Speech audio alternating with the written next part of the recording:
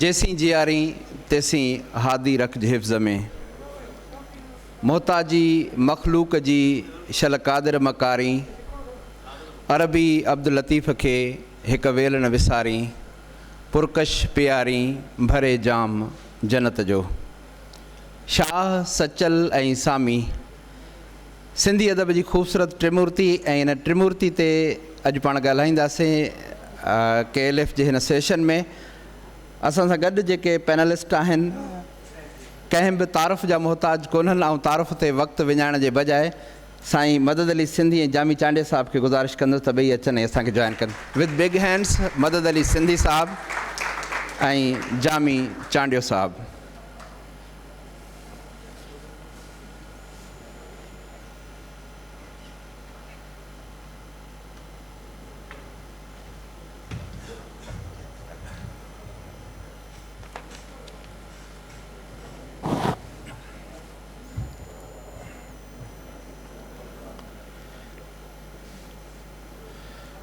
शाह अब्दुल-लतीफ़ भिटाई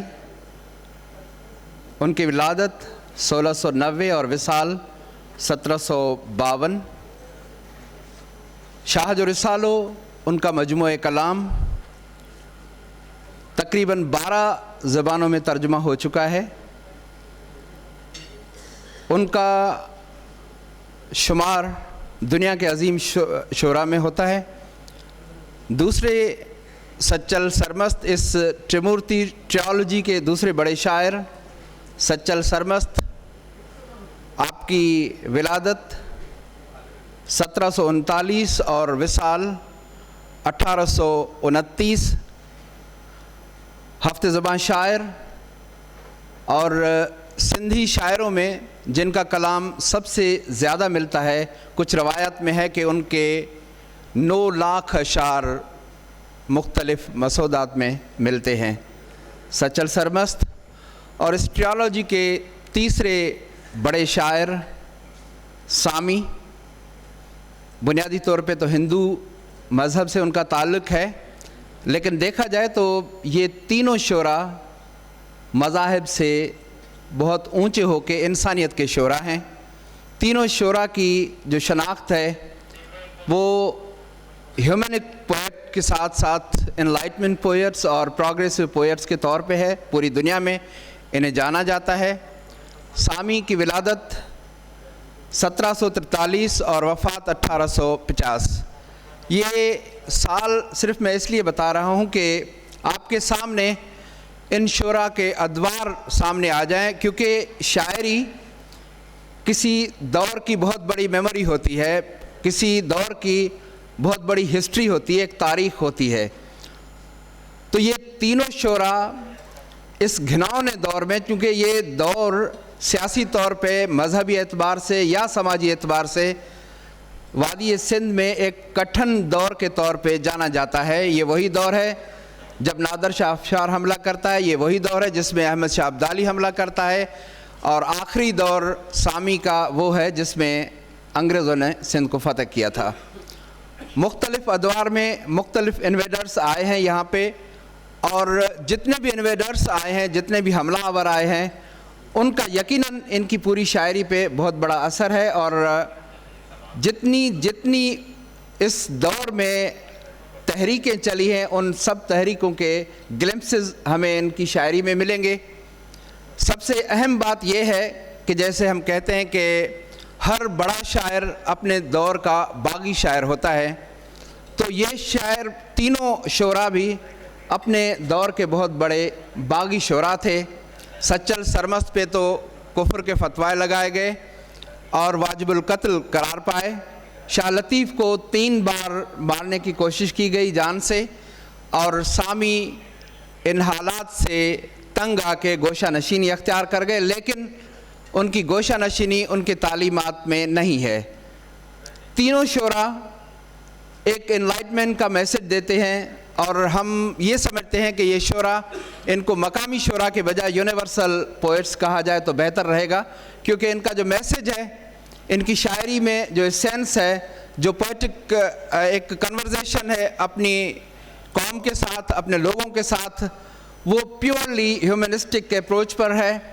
وہ فرد کو فرد کے طور پہ دیکھتے ہیں، مذاہب کو تینوں رد کرتے ہیں. میں ایک ایک لائنز تینوں شعراء کی پڑھ کے اپنے مقررین کی طرف آؤں گا، اپنے پینلسٹ کی طرف آؤں گا. جو بھی میں نے پہلے ہی کہا کہ کسی تعارف کے محتاج نہیں ہے. جامی صاحب جانے پہچانے اسکالر ہیں اور انٹرنیشنل لیول پہ کئی مذاکرے، کئی مباحث اور کئی کانفرنسز میں سندھ، پاکستان کی بلکہ بر صغیر کی نمائندگی کر چکے ہیں. مدد علی سندھی صاحب جانے پہچانے اسکالر، پچھلے دور انٹیریم گورنمنٹ میں وہ فیڈرل منسٹر تھے تعلیم کے. اس کے علاوہ یہ ان کی بہت بڑی خوبی یہ ہے کہ یہ بہت بڑے افسانہ نگار ہیں اور ہسٹورین ہیں اور اپنے دور کے بہت بڑے نقاد ہیں. تینوں شعراء جن میں جیسے کہ میں نے پہلے کہا کہ ان کے پاس ہمیں ایک باغیانہ رویہ ملتا ہے، بالکل وہی باغیانہ رویہ جو ہمیں سقراط کے ہاں ملتا ہے. جس طرح سقراط کا دور سوفسطائی اساتذہ کا دور تھا جو کہ پیسے لے کے علم بانٹتے تھے، معلومات دیتے تھے، بالکل یہ بھی ایک ایسا ہی دور تھا جس میں کئی ان کے مخالف تھے. تینوں شعراء کے بہت بڑے مخالف تھے. اور مخالف کیوں تھے؟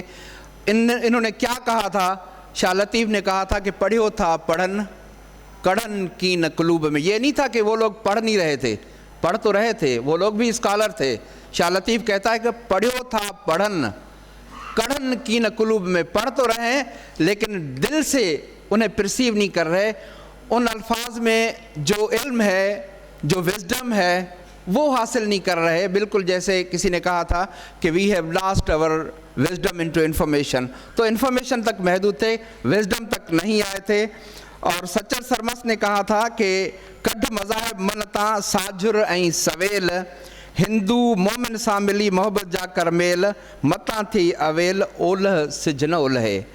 ہندو اور مذہب کے بیچ کے تفرقے کو ختم کر کے انسانیت کی بات کرو. اور سامی نے کہا تھا کہ چلن الٹی چال سادھو جن سنسار کھوں.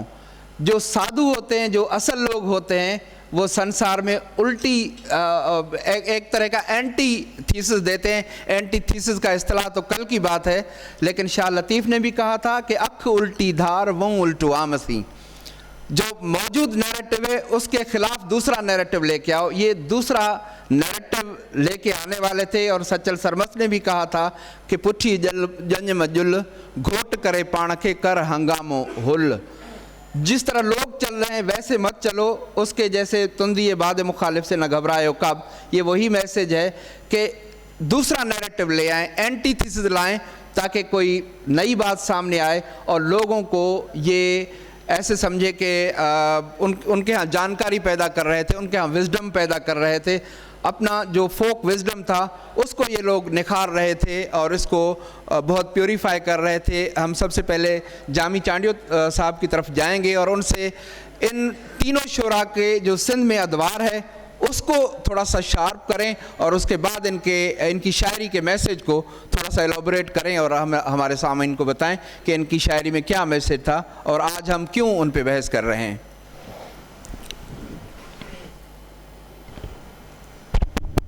ڈاکٹر شیر بہت شکریہ. سب سے پہلے تو مجھے خوشی ہے کہ کے ایل ایف کے اس 3 روزہ پروگرام میں سندھی ادب اور بر صغیر کے ان 3 بڑے شعراء کے حوالے سے اس سیشن کا اہتمام کیا گیا ہے. مجھ سے پہلے ڈاکٹر شیر نے ابتدائی باتیں تمہید کے طور پر کافی بتا دی ہیں، لیکن یہ جو 3 شعراء ہیں شاہ لطیف، سچل سرمست اور سامی، یہ سندھی زبان کے کلاسیکل عہد کے 3 بہت بڑے نام ہیں. ان تینوں شعراء میں شاہ لطیف اور سچل سرمست کی جو بنیادی فکری زمین ہے شاعرانہ لغت میں، وہ تصوف کی وحدت الوجود کی روایت ہے.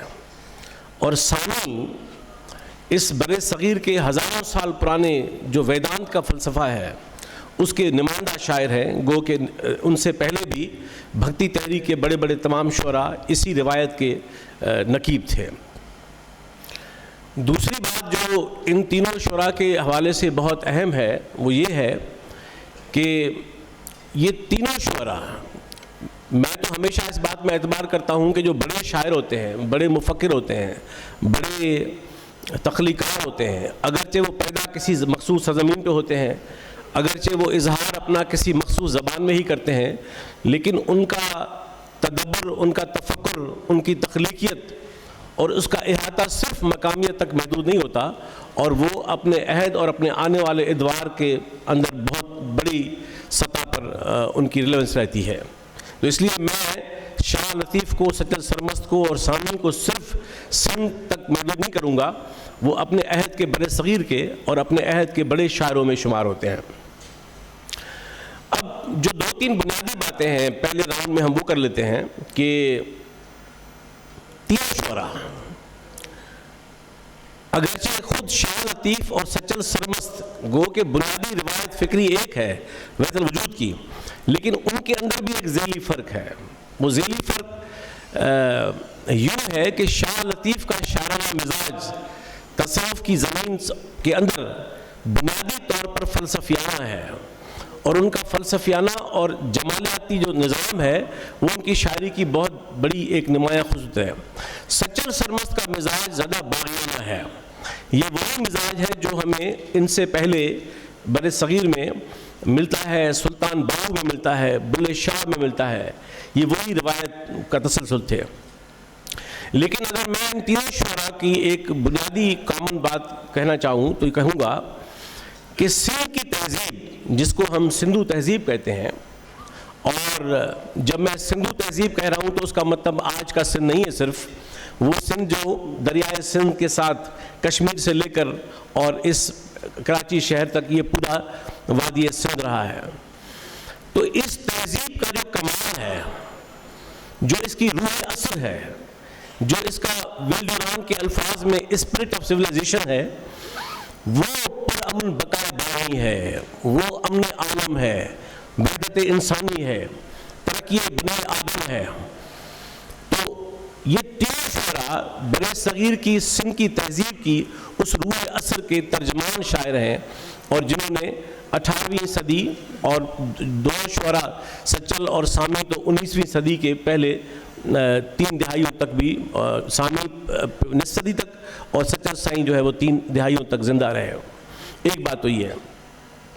دوسری بات کہ ان تینوں شعراء کا جیسے بات کہی ڈاکٹر شیر نے، اس کا ایک تاریخی پس منظر بھی یقیناً ذہن میں رکھنا چاہیے۔ وہ یہ ہے کہ سندھ کے اندر اگر ہم بہت نہ جائیں ماضی میں، تو سومرا اور سمو ڈائنسٹی کا جو زمانہ تھا وہ ہماری تاریخ کا نسبتاً بہتر دور تھا، کیونکہ حکمرانی مقامی تھی اور مقامی کلچر کو فروغ ملا۔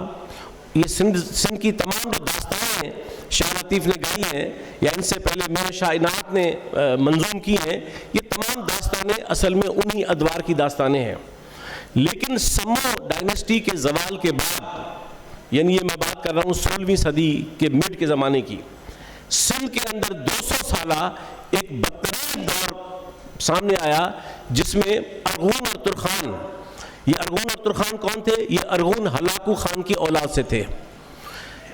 یہ جو لوگ تھے، آپ کو پتا ہے کہ 1258 میں ہلاکو خان نے بغداد کو فتح کیا اور وہاں سروں کے مینار کھڑے کر دیے، لائبریری جلا دیں، اور وہی قاتل اور جلاد بعد میں مسلمان ہو گئے، اور مسلمان ہونے کے باوجود بھی اس کے بعد بھی انہوں نے اپنا آبائی پیشہ چھوڑا نہیں، وہی سروں کے مینار کھڑے کرنا، وہی قتل و غارت۔ آپ کو پتہ ہے اس بر صغیر میں تو ہمیشہ اس بات پہ کہتا ہوں اور پنجاب کے دوستوں کو کہتا ہوں کہ جن کو آپ ہیروز مانتے ہو، یہی تو غاصب تھے جنہوں نے آپ کی سرزمین پر کھڑے کیے تھے سروں کے مینار۔ محمود غزنوی نے یہی کام کیا تھا، امیر تیمور نے یہی کام کیا تھا، غور نے یہی کام کیا تھا، نادر شاہ نے یہی کام کیا تھا، احمد شاہ نے یہی کام کیا تھا۔ یہ جن تاریخ میں غاصبوں نے اس خطے کو تخت و تاراج کیا، وہ آپ کے نصاب کہتا ہے کہ وہ آپ کے ہیروز ہیں۔ تو شاہ لطیف کا اور سچل سائیں کا اور سامی کا ایک کمال ان کے تفکر کا، میں شاعرانہ خوبیوں کی بات بعد میں آئے گی تو کروں گا فنی اعتبار سے، لیکن ان کا ایک بڑا کمال یہ ہے کہ وہ جو 200 سالہ تاریخ میں سندھ کی تاریخ کو مسخ کیا گیا، سندھ کی روح اثر کو مسخ کیا گیا، یہاں مذہبی انتہا پسندی کا بازار قائم کیا گیا، یہاں آپ اس کی سینکڑوں مثال لے سکتے ہیں۔ سندھی زبان پر امن بے تھا اپنی سرزمین پر، اسی لیے شاہ لطیف کو کہنا پڑا، حالانکہ شاہ کسی زبان کے خلاف تو ہو نہیں سکتے، شاہ تو خود عربی اور فارسی کے بڑے عالم تھے، لیکن ان کو سیاسی اعتبار سے کہنا پڑا جو تو فارسی سکھو تو گورو تو غلام۔ تو شاہ لطیف نے، سچل نے اور سائی نے اپنی ان ہزاروں سالوں کی تہذیب کی روح کو دوبارہ استوار کیا، اس کو زمین فراہم کی، اس کو نیا تفکر دیا، اور ہم سمجھتے ہیں کہ سندھ میں وہ رواداری اور وہ مذہبی تعارف، وہ انسانی اتحاد جو 200 سالوں میں ارغون، ترخان اور مغل ان تینوں ادوار میں، آپ کو پتہ ہے کہ جب شاہ لطیف نوجوان تھے تو اس زمانے میں جھوک میں واقع ہوا شاہ عنایت کو شہید کر دیا گیا، اور یہ مغلوں کے خود زوال کا زمانہ ہے اور فرخ سیر کی حکومت تھی بر صغیر میں۔ تو شاہ لطیف، سچل سائیں اور سامی نے ان ہزاروں سالوں کی اس انسان دوست روایت کو اثر نو اس کی تشکیل کی، تعمیر کی اور اس کو کھڑا کیا۔ میں سمجھتا ہوں یہ بہت بڑی بات ہے۔ میں چند مثال دیتا ہوں کیونکہ بہت سے دوست دیکھ رہا ہوں کہ جن کا ظاہر ادب کا مطالعہ سندھی کا نہیں ہوگا۔ شاہ لطیف کی سوریوں کو دیکھ لیں۔ ایک نسبت تو یہ ہے کہ شاہ نے شاہ حسین لاہوری کی طرح، اور یہ صرف شاہ لطیف نے نہیں کیا، یہ تصوف کی روایت میں امیر خسرو نے بھی کیا ہے، امیر خسرو نے اسی طرح سیرہ میں بات کی ہے۔ تو شاہ لطیف کی سورمیاں نہ صرف یہ کہ وہ خواتین ہیں، شاہ نے ان کا انتخاب کیا، لیکن بیشتر ہندو ہیں۔ 18ویں صدی کے سماج میں سسوی بہنوں کی بیٹی ہے، سسوی چادی نتک کیر برہما کنجی کیر جانے کیاس ہوندن سندھ سراس انہیں پورے کیس پدھرو۔ اب مالی کون تھی؟ وہ ربانی تھی۔ تو یہ مالی کون تھی؟ یہ مالی کون تھا؟ یہ راجپوت تھا۔ تو کمال یہ تھا کہ 18ویں صدی میں 200 سالہ بدترین مذہبی انتہا پسندی سے گزر کے آنے کے بعد یہ شعراء تھے جنہوں نے اپنی تہذیب کی روح کو، اپنی تاریخ کو، اپنی زبان کو، اپنے عوام دوست، انسان دوست کلچر کو، ان تمام روایات کو، مذہبی تعارف کو، ان تمام روایات کو اپنی زمین پر اثر نو کھڑا کیا۔ میں سمجھتا ہوں یہ ان تینوں کا بہت بڑا کردار ہے۔ اور ایک بات اور کہوں، پھر اگلے دوسرے راؤنڈ میں بات کریں گے کہ جو بڑے شاعر ہوتے ہیں وہ 3 بنیادی کام کرتے ہیں، اگرچہ وہ بہت زیادہ کام کر جاتے ہیں لسانیاتی اعتبار سے اور تخلیقی اعتبار سے، ترکیبی اعتبار سے، فنی اعتبار سے، لیکن اس کے باوجود 3 بڑے بنیادی کام کرتے ہیں۔ دنیا میں یہ کامن شاعروں کی، بڑے شاعر سب سے پہلے اپنی تہذیبی روح کی اساس کو اثر نو تشکیل اور تعمیر کرتے ہیں۔ ان تینوں شعراء نے یہی کیا۔ اگر آپ کو سندھ کی تہذیب سمجھنا ہو تو آپ کے پاس شاہ لطیف اور سچل اور سامی کے علاوہ اور بڑے ماخذ نہیں ہیں، یہی ماخذ ہیں جن سے آپ جان سکتے ہیں کہ سندھ کی تاریخ اور تہذیب کیا رہی ہے، تہذیب خاص طور پر۔ دوسری بات کہ بڑے شاعر صرف اپنی تہذیب کے ترجمان نہیں ہوتے ہیں، یہ تو آدھا کام ہوا۔ بڑے شاعر اپنی تہذیب کو مستقبل میں داخل کرتے ہیں، ان کو نئے موضوعات دیتے ہیں، نئے تفکر کے ساتھ جوڑتے ہیں، نئی روایات کو لاتے ہیں۔ اس لیے بڑے شاعر کو یہ سمجھنا کہ وہ صرف عکاسی کرتے ہیں اپنے دور کی، اپنی تہذیب کی، یہ ایک کام ہوتا ہے۔ بڑے شاعر اپنے سماج کو، اپنی زبان کو، اپنے سماج کے تخیل کو، اپنے سماج کے شعور کو ایک نئے عہد میں داخل کرتے ہیں۔ اور میں سمجھتا ہوں مثال پہ آئیں گے تو بہت لمبی ہو جائے گی، تو شاہ لطیف نے اور سچل نے اور سامی نے بھی یہی کام کیا کہ انہوں نے اپنی شاعری، اپنے افکار کے ذریعے نہ صرف اپنی تہذیب کی ترجمانی کی، بلکہ ایسے تخیل، ایسے تفکر، ایسے جمالیاتی نظام، اور جس طرح ڈاکٹر شیر نے کہا ایسے باغیانہ رویوں کی تشکیل کی۔ اور جب باغیانہ لفظ کا استعمال ہم کرتے ہیں تو یاد رہے کہ بغاوت کا ایک سطحی تصور موجود ہے، بغاوت صنفی بھی ہے، بغاوت انسانی بھی ہے، بغاوت سماجی بھی ہے، بغاوت ثقافتی بھی ہے، بغاوت مذہب کے نام پر انتہا پسندی کے خلاف ہے, بغاوت علم بھی ہے, بغاوت شعری بھی ہے, بغاوت خارجی بھی ہے, بغاوت داخلی بھی ہے. میں سمجھتا ہوں کہ محبت کے انکار سماج میں محبت کرنا اور محبت کو سیلیبریٹ کرنا بھی بغاوت کی صورت ہے. بہت خوبصورت. سماج میں انسان کی آزادیوں کا اظہار کرنا, آپ تصور کر سکتے ہیں کہ آج کے زمانے میں بھی بڑی مشکل ہے, سوری اپنے شوہر کو چھوڑ کر ملنے جاتی ہے محبوب سے, اور وہ شاہ لطیف کی سرمی ہے. آج کے زمانے میں جو زمانہ ہم نے بنا دیا ہے معاشرہ, کون ہے جو عزازیل اور شیطان کو اپنا محبوب کہے؟ شاہ لطیف تو کہتے ہیں روحی کی طرح. سبب کیا ہے؟ سبب یہ ہے کہ عزازیل ہمت کفر رکھتا ہے. عزازیل اپنے عشق کی بنیاد پر, اپنی محبت کی بنیاد پر انکار کرنے کی جرات رکھتا ہے.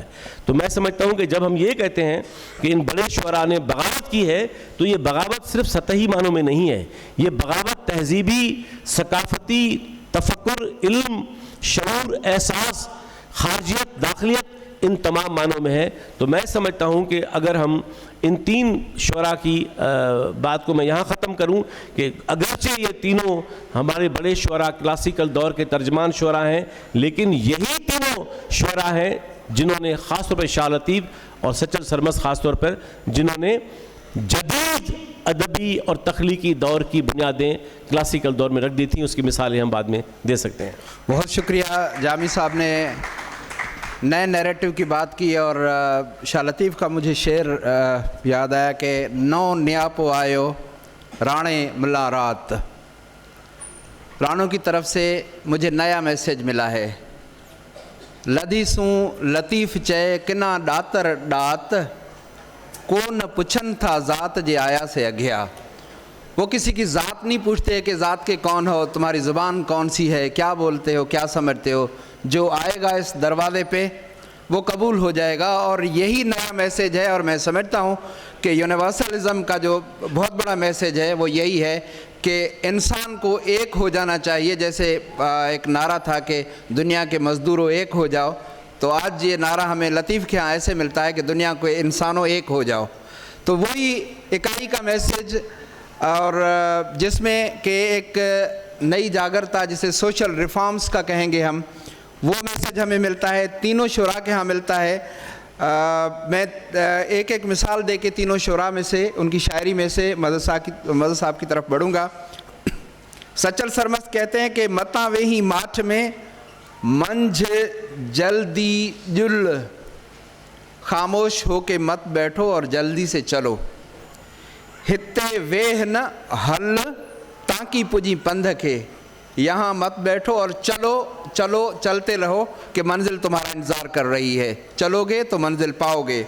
اور سامی نے کہا تھا کہ منجھیں تن توار وجے ویل سب کہیں, چنگ تمبورا کیترا آہن ساز اپار, اٹھئی پر اندر میں سامی پریئں پچار. راؤنڈ دا کلاک اپنی ڈیسٹینیشن کو ذہن میں رکھو اور اسے یاد کرو اور اس کے لیے اسٹرگل کرو.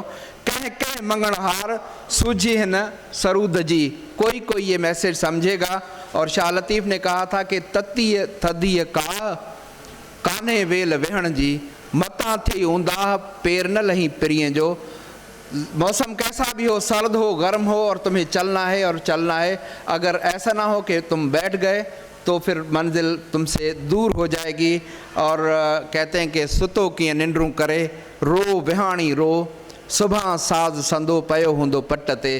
سو کے نیندیں کیوں کر رہے ہو, کل تو ویسے بھی مر جاؤ گے. جتنی دیر تمہارے پاس زندگی ہے اس میں کوئی نہ کوئی اسٹرگل کرو. تو مدد صاحب, ہم ان تینوں شعراء خصوصاً شاہ لطیف پہ آپ کی بڑی اسٹڈی ہے کہ ان کی شاعری کو ہم لوگوں کے ساتھ کس طرح کنیکٹ کر سکتے ہیں اس دور میں, کیونکہ ان کے ہاں جو میسیج ہے یونیورسل میسیج ہے, جس میں اویئرنیس کا میسیج ہے, جس میں ایک جاگرتا کا میسیج تو ہے ہی, لیکن ایک بہت بڑا اسٹرگل کا میسیج ہے. وہ ہم سے دور ہوتا جا رہا ہے. اس کے ساتھ لوگوں کو کیسے کنیکٹ کر پائیں گے؟ شیر صاحب آپ کا شکریہ. سب سے پہلے تو میں KLF کے 16ویں فیسٹیول میں سندھ کے 3 بڑے شعراء پر ایک پروگرام کرنے پر ان کو مبارکباد دیتا ہوں. یہ پروگرام پہلے بھی ہونے چاہیے تھے, لیکن بہرحال دیر آید درست آید. ہم جب شاہ لطیف کا ذکر کرتے ہیں، سچل کا ذکر کرتے ہیں، سوامی کا ذکر کرتے ہیں، تو اس سرزمین کو ہمیں بالکل یاد رکھنا چاہیے کہ یہ وہ سرزمین ہے جس کی تاریخ 7000 سال پرانی ہے. مونجو دڑو انڈس سویلائزیشن آج بھی جب لوگ دیکھتے ہیں تو حیران رہ جاتے ہیں کہ 5500 سال لوگ پہلے یہ لوگ کتنے تہذیب یافتہ تھے. اس سرزمین میں تاریخ کے صفحات ایسے پھٹے ہوئے ہیں جو ہمیں پتہ ہی نہیں پڑتا ہے. 1000 سال کی پہلے کی ہمیں ایک کتاب ملتی ہے چرچ نامہ، اس سے پہلے ہمیں کوئی بھی کتاب نہیں ملتی. میں یہی کہتا ہوں کہ سندھ کی تاریخ کے کافی تاریخ کے کتاب یا جلائے گئے ہیں یا غائب کیے گئے ہیں. اس وجہ سے اگر مونجو دڑو کے لوگوں کو ان کے اعداد و شمار لکھنا بھی آتا تھا تو وہ تاریخ کہاں گئی، وہ تاریخ کس نے غائب کی، یہ بہرحال ایک اہم سوال ہے. تو 1000 سال سے سندھ مختلف ادوار میں غاصبوں کے حملوں کے شکار رہی ہے. سندھ کی مخصوص جغرافی صورتحال نے اس کو ہر حملے وار سے مقابلہ تو کرنا پڑا ہے، لیکن یہاں کے لوگوں نے حملے آوروں کے گھوڑوں کے سمبھوں کے کچلتے ہوئے بھی اپنی زبان اور اپنی قوم کو قائم رکھا ہے. یہ بہت بڑا کریڈٹ ہے. شاہ لطیف نے جب آنکھ کھولی تو وہ ایک پورا شوب دور تھا. مارچ 1739 میں دہلی میں جب نادر شاہ آیا ہے تو اس نے دہلی کو خون سے رنگون کر دیا، اور وہ اتنا خوفناک دور تھا جس میں جب نادر شاہ نے پھر سندھ پر حملہ کیا ہے تو میاں نور محمد کلوڑو یہاں کا سندھ حکمران تھا اور شاہ لطیف 39 سال کا تھا. لیکن اس نے سندھ کو لوٹا، اور جب حکمران نے جا کر عمر کوٹ میں پناہ لی تو وہی نادر شاہ جا کر عمر کوٹ پہنچا ہے اور اس کو پکڑ کے اس کے دونوں بیٹوں کو یرغمال کیا ہے کہ بھائی یہ میں کابل لے جاؤں گا تاکہ تم ہمیں ہر سال اخراج دیتے رہو. یہ دور تھا جس میں شاہ لطیف نے آنکھ کھولی، اور اس زمانے میں فارسی کا غلبہ تھا، حکمرانوں کی زبان فارسی تھی، لیکن شاہ لطیف نے سندھی زبان میں شاعری کر کے میں کہتا ہوں کہ دیوار چین تک ایک ایسی دیوار دے دی جو آج تک قائم ہے. آج بھی ہم اس دور کو یاد کرتے ہیں تو شاہ لطیف کی شاعری میں حسن بھی ہے، صداقت بھی ہے، لڑنے کا پیغام بھی ہے. جیسے بھی جامی نے کہا کہ اس کے دور کی شاہ نے جن ہیروئنوں کو 7 ہیروئنوں کو انہوں نے گایا ہے وہ ساری غیر مسلم تھی. میں بھی آپ کو بتاؤں کہ اپریل 1940 میں جب آزاد مسلم کانفرنس ہوئی تھی دہلی میں تو شہید علامہ بخش سمرو جس نے پریزائڈ کی تھی سندھ کے وزیر اعظم نے، اس نے پہلی دفعہ یہ کہا تھا کہ سندھ کے ہم لوگ سیکولر ہیں اور ہم مذہبی تعصب سے دور ہیں. یہی ہے کہ شاہ لطیف کی ساری ہماری ہیروئنیں ہندو ہیں جس کو شاہ لطیف نے گایا ہے. تو شاہ صاحب کو جتنا بھی یاد کیا جائے وہ کم ہے. آپ نے شاہ کے پیغام کی بات کی تو میں آپ کو بات بتا دوں کہ ہم بات تو کرتے ہیں لیکن اس کے لیے ہمارے پاس عملی اقدامات کیا ہیں. میں نے شاہ لطیف کی شاعری کا جو گن شریف جو اس وقت بھٹشاہ میں ہے اس کی میں نے انگلش ٹرانسلیشن آغا سلیم کی اردو سندھی نئی اور پرانی ہم نے شائع کی ہے. اب وہ رسالہ جتنا یہاں پھیلایا جائے وہ زیادہ کم سے کم یہاں کے لوگوں کو پتہ تو پڑے کہ جس سرزمین میں رہتے ہیں اس سرزمین کی تاریخ کتنی پرانی ہے. اس کی تاریخ میں شاہ لطیف کی شاعری تو پڑھ کے دیکھیں کہ اس نے اس وقت کے جابروں حکمرانوں کو کس طرح للکارا ہے. یہ بہت بڑی بات ہے. آج بھی جب سچ کی بات کرتے ہیں، وہ فیض نے کہا تھا نا، بنے ہیں اہل ہوس مدعی بھی منصفی، کسے وکیل کرے کسے منصفی چاہے. تو میرے بھائی سچ کی بات کرنے کے لیے ہر دور میں شاعروں اور جو جن لوگوں نے شاعری کی ہے، جنہوں نے حق کی باطل کی ہے، ان کو بڑے مصائب سے مقابلہ کرنا پڑا ہے۔ شاہ لطیف نے بھی کوئی سکون سے زندگی نہیں بسر کی، اس نے زندگی کا 25 سال جو ہے وہ سفر میں گزارا ہے، سارے ہندوستان میں کے مختلف علاقوں میں گیا ہے۔ اگر اس نے سچی کا ذکر کیا ہے تو میرے بھائی بھمبور سے لے کر وہ وندر تک پیدل گیا ہے۔ سونی کا میسج اگر شاعری کی ہے تو وہاں اس نے دیکھا ہے، تھر کی بات کی ہے تو تھر گیا ہے، کوہستان کی بات کی ہے تو کوہستان میں گیا ہے۔ میں تو حیرت زدہ ہوں کہ اس آدمی کے ذہن میں کوئی کیمرہ تھی، کیا تھا، کیسے وہ اس نے اس دور کے لوگوں کی زبان ان کے مسائل کو بیان کیا ہے۔ یہ جب تک آپ لوگ شاہ کو پڑھیں گے نہیں تب تک آپ معلوم نہیں کر سکیں گے کہ اس کی کنٹریبیوشن کیا ہے۔ اس کے لیے ہمیں شاہ کی شاعری کا اردو اور ترجمہ جو ہے اس کو جتنا شائع کیا جائے زیادہ بہتر ہے۔ کم از کم ہمارے اس دور کے لوگوں کو پتہ تو پڑے کہ شاہ لطیف کیا تھا۔ سچل کی آپ نے بات کی تو میں نے وہی بات کی کہ مغل پیریڈ جو تھا وہ غازبوں کا دور تھا۔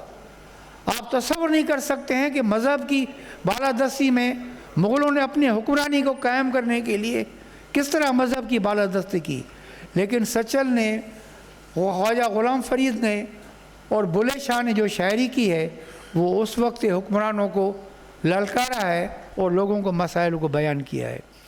آپ نے جو بیان کیا، بات کی کہ ہم کس طرح کریں، تو میرے بھائی یہ حکومتوں کا کام ہے کہ شاہ لطیف کے، سچل کے میں پیغام کو جتنا شائع کیا جائے وہ زیادہ بہتر ہے، تو جس طرح ہمارے لوگوں کو پتہ پڑ سکے کہ ان لوگوں نے کتنی کنٹریبیوشن کی۔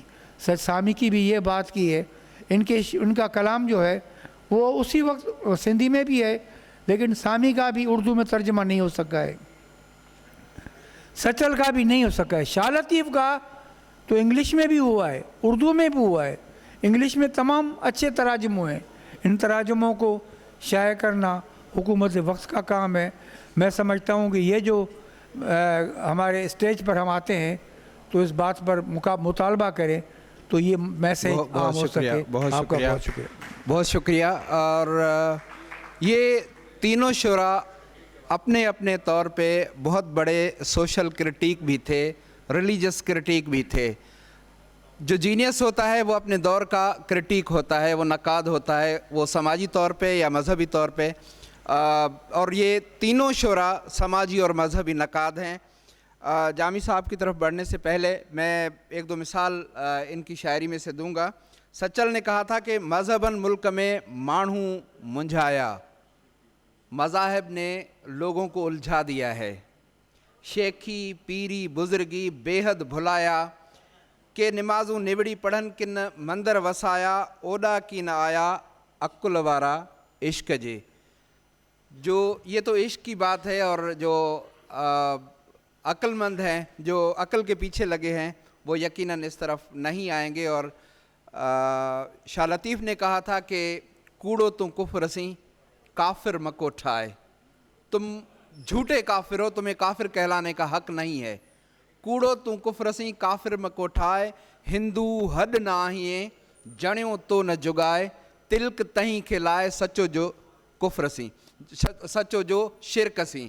اور شاہ لطیف نے یہ بھی کہا تھا کہ ان پر نہ ایمان جیئں کلمے گو کوٹھائیں، دگا تنجی دل میں شرک ऐं شیطان، منہ میں مسلمان اندر آذر آئیں۔ اور سامی نے کہا تھا کہ وید پران پڑھی کو تھو لوک رجھائیں، کو تھو کس طرح لوگوں کو راضی کر رہے ہو تم، وید اور یہ پران پڑھ کے لوگوں کو کس طرح الجھا رہے ہو، ریجھا کا مطلب ہے راضی کر رہے ہو، لیکن حقیقت جو انر میننگ ہے وہ الجھا رہے ہو تم انہیں۔ سپیریاں جے سکھ میں جھاتی نہ پائیں، جو اصل راستہ ہے اس طرف نہیں دیکھ رہے ہو، چاہ نہ چکائیں تپسی کیے پریئں کے، سچے دل سے تم دیکھ ہی نہیں رہے ہو، جب سچے دل سے نہیں دیکھو گے تو کس طرح اس محبوب کو پاؤ گے۔ اور شاہ سائی نے کہا تھا کہ کوہ تھو کاگر کوریئیں ویٹھو ونجائیں مس، دور تیائیں ڈس اکھر جیائیں جڑیا۔ تو جامی صاحب یہ جو منظر نامہ ہے کہ جو ان تینوں شعراء کے ہاں ہمیں ملتا ہے کہ یہ بہت بڑے سوشل اور ریلیجس کرٹیک ہیں، تو آپ اس منظرنامے کو کس طرح دیکھ رہے ہیں؟ بہت شکریہ ڈاکٹر شیر. پہلے راؤنڈ میں ہم نے ان تینوں شعراء کا ایک تاریخی پس منظر اور ان کے افکار کے کچھ بنیادی نکات کی بات کی تھی، اور اب اس سیکنڈ ہوگا یا فائنل راؤنڈ ہوگا. میں تینوں جو یہ بڑے شعراء جن پر ہم آج گفتگو کر رہے ہیں، حالانکہ مختصر وقت میں تینوں کا احاطہ کرنا بہت مشکل ہے، لیکن میں اس کی بنیادی ایک اپنے خیالات پیش کر دیتا ہوں. شاہ لطیف کو سمجھنے کے لیے جو بنیادی تقاضے ہیں، اس میں ایک تقاضا یہ ہے کہ سندھ کے تصوف کا مزاج عربی تصوف سے، فارسی تصوف سے اور تصوف کی جو باقی شکلیں ہیں دنیا جہان میں ان سے کچھ ذرا مختلف ہے. جب تک ہم اس بات کو نہیں سمجھتے تب تک شاہ لطیف کے افکار کی اساس تک، روح تک ہم نہیں پہنچ سکتے. اور فرق کیا ہے؟ فرق یہ ہے کہ شاہ لطیف جس دھرتی، جس سرزمین سے اٹھے تھے، اور یہاں جو تصوف کی روایت شاہ سے پہلے تشکیل ہو چکی تھی، وہ صرف اسلامی تصوف یا مسلم تصوف کی مٹی سے گوندی بھی نہیں تھی. یہاں ہزاروں سالوں سے سناتن دھرم ہمارے مزاج کا حصہ، یہاں ہندو مت ہمارے مزاج کی تہذیبی ورثے کا حصہ. آپ جانتے ہیں کہ سندھ میں جین مت، آپ جائیے تھرپارکر میں، امرکوٹ میں، جوہی میں جائیے تو بھی آپ کو جین مندر ملتے ہیں. اور آپ کو پتہ ہے کہ مہاویر کا یہ فلسفہ جین مت کا، یہ دنیا کا سب سے پہلا فطرت پسند نیچرلسٹ فلسفی تھا. ہم مسئلہ یہ ہے کہ ہم لوگ فلسفیوں کو بھی مذہبی بنا دیتے ہیں. اور یہ سندھ کی سرزمین تھی جہاں جین سناتن دھرم، ہندو مت اور پھر جین مت کے ساتھ ساتھ بدھزم. جب محمد بن قاسم نے یہاں آ کے قبضہ کیا سندھ کی دھرتی پر 712 میں، تو یہاں کے حکمران تو برہمن تھے لیکن یہاں کے عوام کی اکثریت بدھسٹ تھی. یہ بہت کم لوگ جانتے ہیں کیونکہ نصابی کتابوں میں یہ آپ پڑھاتے نہیں ہیں. 1100 سال تک سندھ کے لوگ بدھزم کی روایت سے منسوب رہے ہیں. تو یہ جو سندھ کے بارے میں ایک عبارت ہے اور یہ دعویٰ ہے اور سچی دعویٰ ہے کہ سندھ کے لوگ ہمیشہ پرامن رہے ہیں، انہوں نے کسی اور وطن کو فتح نہیں کیا، کسی اور قوم کو فتح نہیں کیا، یہ نان وائلنٹ رہے ہیں. تو اس کا سبب یہ ہے کہ 1100 سال تک یہ اس دھرتی کے لوگ بدھسٹ رہے ہیں، جو نان وائلنٹ روایت ہے.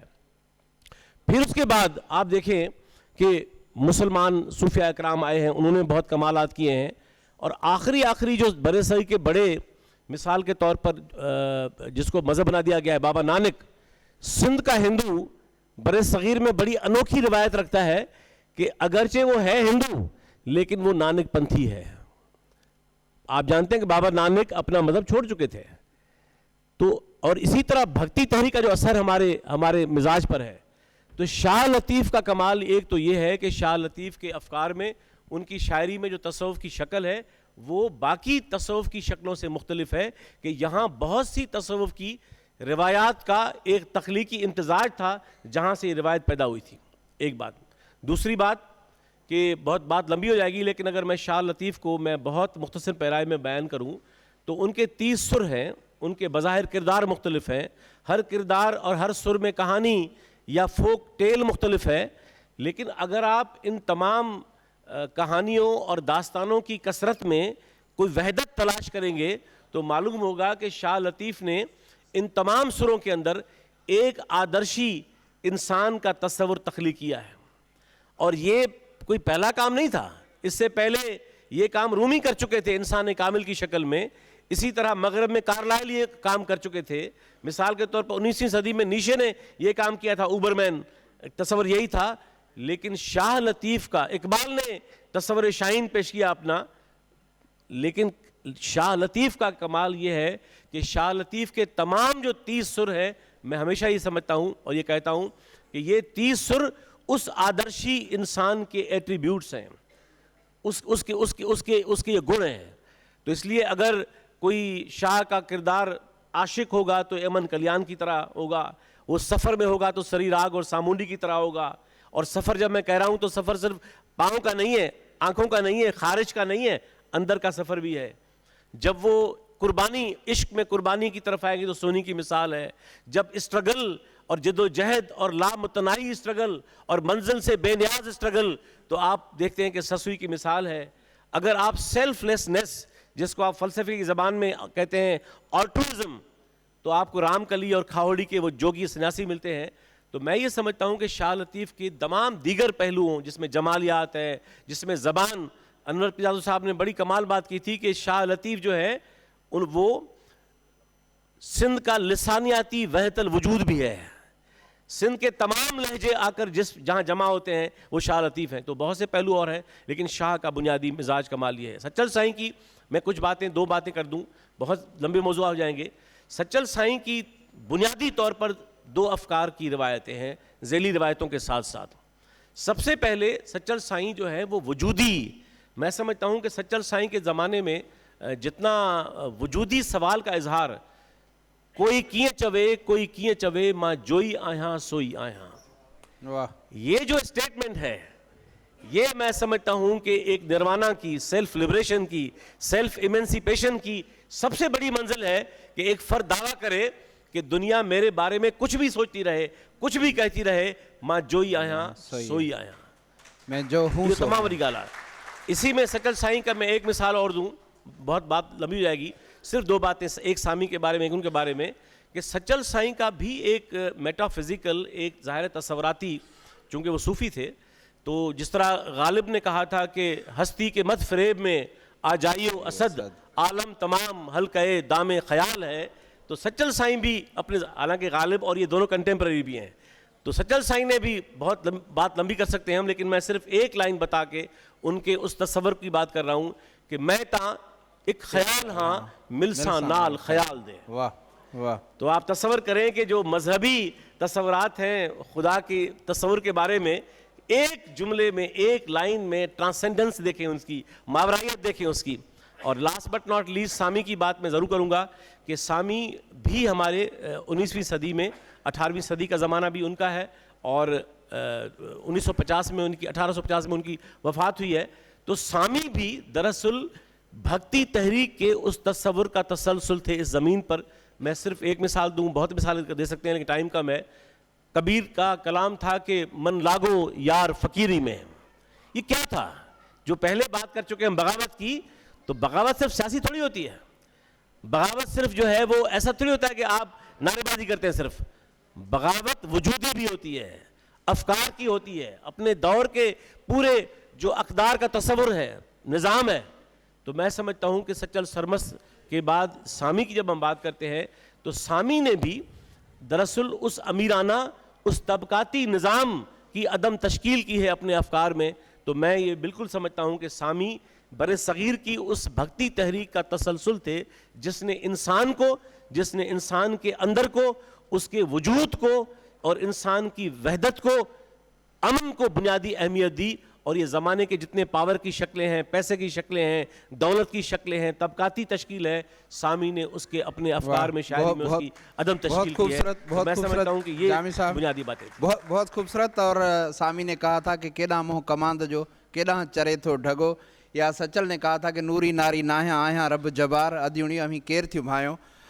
مد صاحب ایک مختصر سا آپ سے میں سوال پوچھوں گا، اور اس کے بعد میری خواہش ہے کہ ہم 10 منٹ جو ہے نا سامعین سے بھی سوال لے لیں، اور چونکہ کئی سوالات ابھرے ہوں گے تو وہ بھی ہم آپ سب کے سامنے رکھیں گے. ایک مختصر سا سوال یہ کہ شاہ لطیف کے ہاں جو مزاحمت ہمیں ملتی ہے وہ بھی ایک عجیب شکل اختیار کیے ہوئے ہے. ہنن ہکلن بیلی سارن مانجھا آئی مرک وجن تان فرق رک وہندی راند میں. یا شاہ سائیں چاہے تو جو سے لوڑاؤ تھیا جنی سندی دھیر ماروڑا فقیر کہندر ڈین داہنی. جو سے لوڑاؤ تھیا جنی بھر رہن مارو منج تھرن رہی رہندا کیترا. تو مذہب جو شاہ لطیف کے ہاں مزاحمت کا پہلو ہے، اس پہ 1-2 منٹ آپ گفتگو کریں تو پھر اس کے بعد ہم کوشچنس لیں گے. شعر بسارے چڑھو ہن بھالا وڑ بھاکرے آڈی ڈال مڈار سر کے ڈارو. اب بات یہ ہے میرے بھائی کہ جو مزاحمت کی بات کرتے ہیں اب کیونکہ شاہ لطیف پر یقین کیجئے کہ یہ پروگرام ہونا ہی شاہ لطیف پہ تھا ایک، کیونکہ شاہ لطیف کا جو دور ہے، جو اس کا مزاحمتی کردار ہے، اس پر جتنی بھی بات کی جائے کم ہے. آپ نے کیونکہ سندھ کی ماضی جو ہے، آپ نے مہاویر کی بات کی، گوتم کی بات کی، ہندوازم، اسلام، سندھ ان پس منظر میں رہا ہے. آپ دیکھیں کہ مونجو دڑو کا جو دور ہے وہ غیر مذہبی دور تھا، آپ کو وہاں کوئی مندر نہیں ملے گا. لیکن بعد میں جب مذہب آیا ہے تو مہاویر کو بھی سندھ کے لوگوں نے قبول کیا ہے، گوتم کو بھی قبول کیا ہے، ہندوازم کو بھی قبول کیا ہے، اسلام کو بھی قبول کیا ہے. ان سارے ادوار کا جو ہے، میں پھر یہ بات کروں گا کہ اس سے پہلے ہمیں سومرا دور کی کوئی بھی شاعری نہیں ملتی ہے، سما پیریڈ کی کوئی بھی شاعری نہیں ملتی ہے. یہی شاہ لطیف تھا جس نے اپنے سرزمین کو دیکھا اور لوگوں کے دکھوں کو محسوس کر کے اپنی شاعری میں ان لوگوں کے مسائل کو بیان کیا. میں سمجھ رہا ہوں کہ شاہ لطیف پر ہم جتنی بھی اگر مزاحمت پہ بات کریں گے تو میرے بھائی 3 گھنٹے میں بات کروں گا تبھی وہ بات کم ہو جائے گی. اس نے دیکھا کہ یا تو میں تلوار اٹھاؤں یا اپنے قلم کے ذریعے اپنی قوم کو ایسا لازوال پیغام دے جاؤں جو ہمیشہ اس کی رہنمائی کر سکے. آج بھی سندھ کے لوگوں کو شاہ لطیف میں جو مزاحمت کا پیغام ملتا ہے وہ کسی شاعری میں نہیں ملتا ہے. تو میں سمجھتا ہوں کہ شاہ لطیف پر ہم اور بھی ان کو میں ریکویسٹ کروں گا کہ یہیں ہم آکسفورڈ میں سیکنڈ جب ان کا 17واں فنکشن ہو تو شاہ لطیف پر ایک پورا پروگرام رکھا جائے جس پر ہم زیادہ بات کر سکیں. بہت شکریہ مدد صاحب. میں یہ بیت مکمل کیے دیتا ہوں جس میں کہ شاہ لطیف کی مزاحمت بہت شارپ ہمیں نظر آتی ہے کہ سورہ مری صوبھ کے ت دل جا وہم وسار. اگر تم کامیابی چاہتے ہو اے سورہ، اے بہادر، اگر کامیابی چاہتے ہو تو جو دل میں شکوک اور شبہات ہیں ان کو ختم کر دو. سورہ مری صوبھ کے ت دل جا وہم وسار، ہن بھالا وڑ بھاکریں آڈی ڈھال میں ڈھار، متھاں تیغ ترار مارت متارو تھئیں، سرہا ڈٹھم سے جنی سانجائے سران سی، تیغ تنی جے کھے کٹ نہ لگے کدہیں. تو ہم کوشچن آنسر کی طرف جائیں گے اور اپنا تعارف کرائیں اور سوال پوچھیں. جی mic check on your right. مجھے نالو آفتاب رائمو ہے، مجھے تعلق تھر پارکر سے ہے اور میں چاہتا ہوں کہ یہ میں سوال اردو میں کروں تاکہ زیادہ تر لوگ سمجھ سکیں. اور میرا سوال جامی چانڈیو صاحب سے ہے. عرض یہ ہے کہ جب بھی ہم مخاطب ہوتے ہیں ہماری ہندو کمیونٹی سے یا کرسچن کمیونٹی سے یا بدھ کمیونٹی سے تو ہم ان کو نان مسلم کیوں کہتے ہیں؟ ان کو ہندو کیوں نہیں کہتے؟ ان کو عیسائی کیوں نہیں کہتے؟ ان کو بدھ مت سے تعلق رکھنے والے کیوں نہیں کہتے؟ ان کی شناخت ہے، ان کی شناخت ہے ہندو. تو اس کا میں سبب جاننا چاہوں گا جامی صاحب کے، کیونکہ ہم اوالی تاریخ جتنی بھی دیکھیں سندھی ادب کی تو اس میں کہیں بھی نان مسلم کا ذکر نہیں ہے. تو اس کا کیا سبب ہے جامی چانڈیو صاحب؟ Thank you. اس کا جواب بہت مختصر ہے کہ یہ ہمارے سماج کا بیانیہ نہیں ہے، یہ ریاست کا بیانیہ ہے. ہماری تاریخ کے کسی متن میں یہ لفظ استعمال نہیں ہوا. تو میں تو یہ کہتا ہوں کہ اگر ان کو تبدیل کرنا ہے تو آپ مسلمانوں کہنا شروع کریں نان ہندو، یہ تب سدھریں گے. آپ مسلمان کو کہنا شروع کریں یہ نان ہندو ہے، یہ نان کرسچن ہے، تو آپ کو اپنی شناخت تو پیاری ہے. تو اس لیے میں آپ کی بات اتفاق کرتا ہوں، یہ ڈسٹارشن آف آئیڈینٹی ہے، یہ شناخت کو مسخ کرنا ہے اور یہ ریاست کے جھوٹے بیانیے کی عکس بندی ہے. بہت خوبصورت. اور ہمارا یہ بالکل بھی نیریٹو نہیں رہا اور کبھی بھی اس اسٹیج سے نان مسلم کا اصطلاح آپ نے نہیں سنا ہوگا.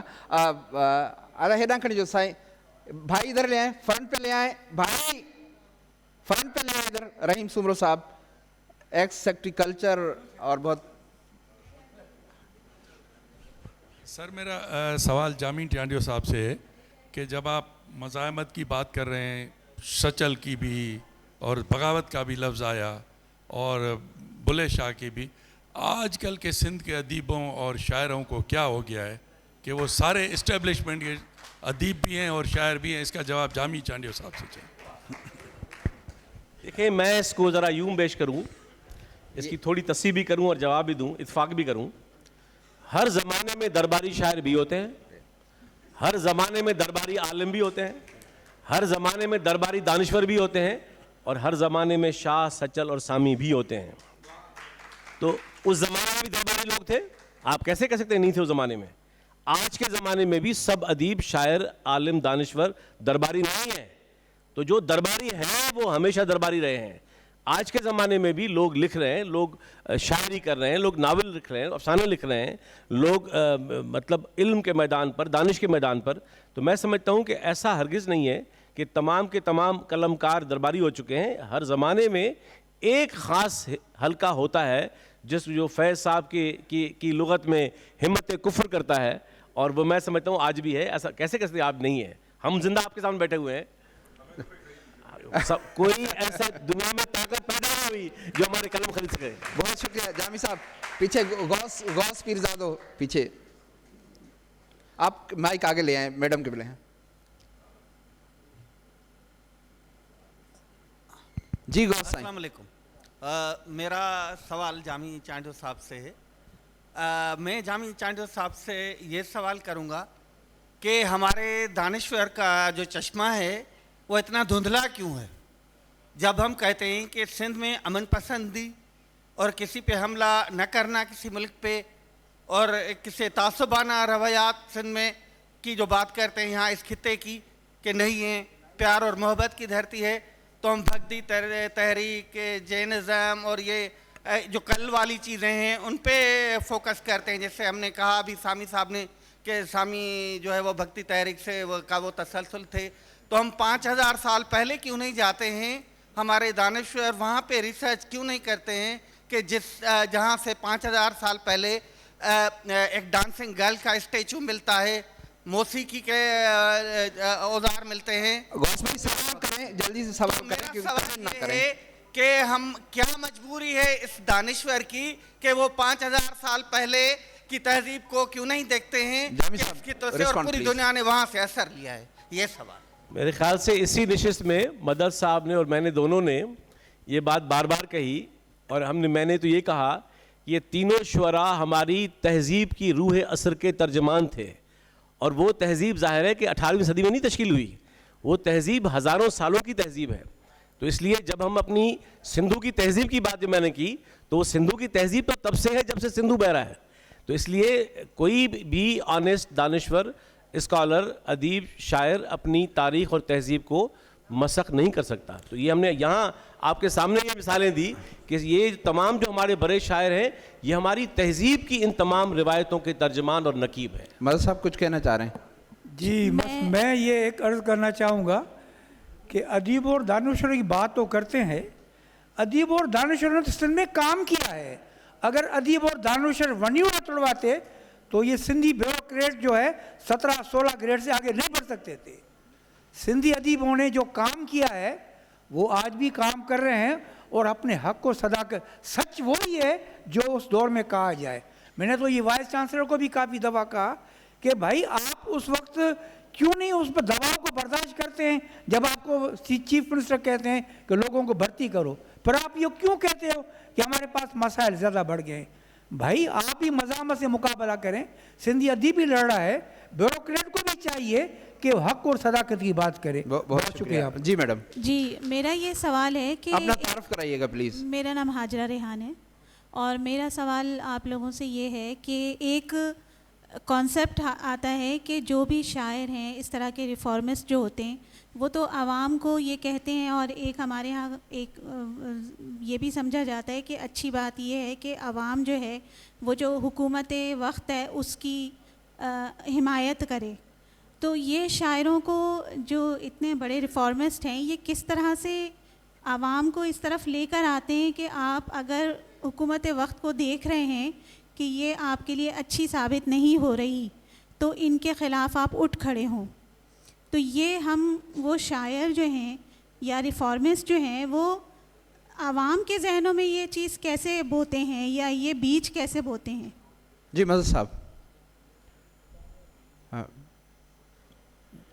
دیکھیں ریفارمرز کا جو لفظ ہے وہ بڑا محدود لفظ ہے. تخلیق کار اور علم و دانش کا دائرہ ریفارمیشن سے بہت آگے کی دنیا ہے, وہ تبدیلی کی دنیا ہے, وہ ایک متبادل دنیا کا تصور ہے, اس کی صورت ہے.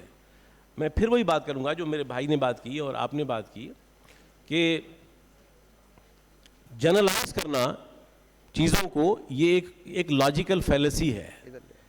مطلب وہ لوگ جو سڑکوں پہ گھسیٹے جائیں وہ قلم کار وہ بھی برابر, جو دربار میں کھڑے ہیں وہ برابر. تو اس لیے فرق کرنا سیکھیں کہ اسی سماج میں لوگ ہیں جن کو قلم کی حرمت ہے, جن کو اپنے افکار کی حرمت کا پاسداری کا رویہ ہے. تو اس لیے یہ ہر زمانے میں رہا ہے. آپ مجھے بتائیے کون سا زمانہ تھا ایسا نہیں تھا. تو آج کے زمانے میں بھی فرق کریں ان لوگوں میں جو دو قسم کے رویے ہوتے ہیں نا. ایک ہوتے ہیں نظام کے متی اور غلام ذہنیت کے نمائندہ لوگ, کنفرمسٹ, لیکن حقیقی تخلیقار, حقیقی دانشور, حقیقی عالم اپنے زمانے کا نان کنفرمسٹ ہوتا ہے. تو اس لیے دونوں کو اگر ملا دیں گے, دونوں میں فرق کرنا نہیں سیکھیں گے تو میں سمجھتا ہوں یہ زیادتی ہوگی. تو آج بھی میں سمجھتا ہوں کہ جہاں ریاست کا کوئی بھی پہلو ہو, صرف 1 یونٹ کیوں, 1 یونٹ کے بعد کی بھی دنیا ہے. ضیاء الحق کا مارشل لا, پرویز مشرف کا مارشل لا, یہ انڈکلیئرڈ مارشل لا جو جس میں بیٹھے ہوئے ہیں.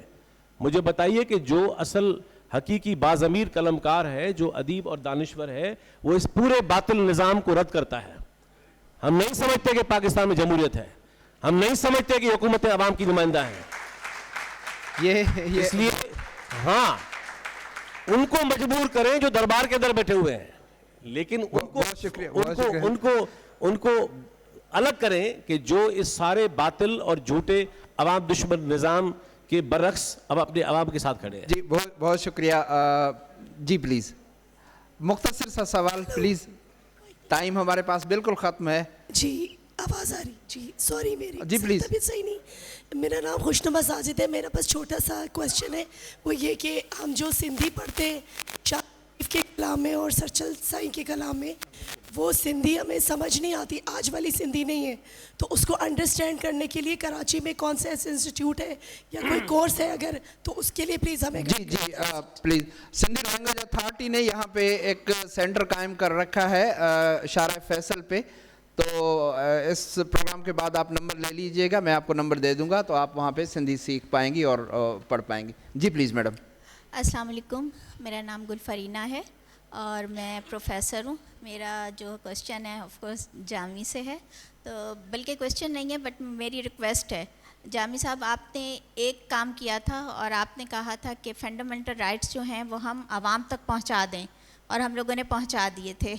تو آج میں یہ چاہوں گی اس پلیٹ فارم پر کہ یہ جو تینوں شہرا ہیں, اور ابھی جیسے ان خاتون نے بھی کویسچن کیا کہ عوامی زبان میں نہیں ہے, اس کا چاہے ہم اردو ترجمہ بھی جو ہے نا وہ بھی بہت مشکل ہے. اگر ہم اس طرح کے بکلیٹ جیسے ہم نے فنڈامنٹل رائٹس کا کیا تھا, اس طرح جو ہے اگر ہم اس کے چھوٹے چھوٹے بکلیٹ بنائیں اور اپنے انٹرمیڈیٹ تک کے اسٹوڈنٹس کو ڈسٹریبیوٹ کریں, تو میرا خیال ہے اس سے بہت سوسائٹی میں چینج آئے گا. کہ جو ابھی تک ہم بات کر رہے تھے یہاں پہ, ہم آپ کی بات سن رہے تھے کہ جس طرح آپ نے کہا کہ یہ تمام شعراء ایک انقلابی شعراء تھے جنہوں نے معاشرے اور نہ صرف معاشرہ بلکہ مذہب اور ثقافت پہ بھی اثرات مرتب کیے ہیں. Thank you. میرے خیال میں مختصراً میں نے تجویز ہے یہ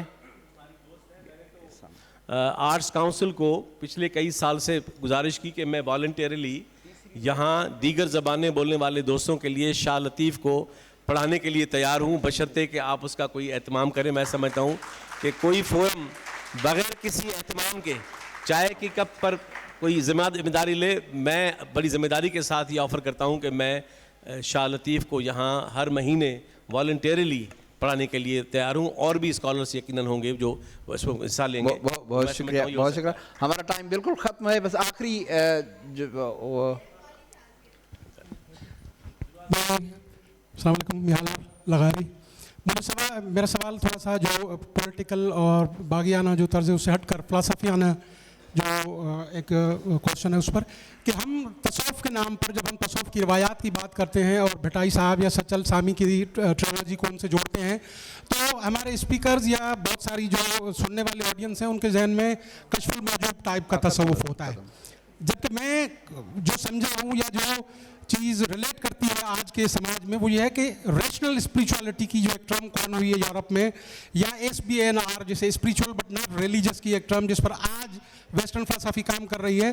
تو یہ جو ٹرمز ہیں یا فلسفیکل یہ جو ایک بیسکس ہیں وہ ہماری اسٹریٹجی میں کتنی relevant ہیں. ایکچولی میں سمجھتا ہوں کہ یہ خود جو سیشن ہے اس سوال کا جواب ہے, اور ہمارا ٹائم ختم ہو گیا ہے, اور ٹائم کو بھی مد نظر رکھنا اور اس کی اہمیت کو دیکھنا بھی ایک بہت بڑا اہم نقطہ ہے. تھوڑا نہ تھوڑا موتے مار وڑنجا تھڑ میں واری تھوڑی تیاں گھنیرا بھلائی میں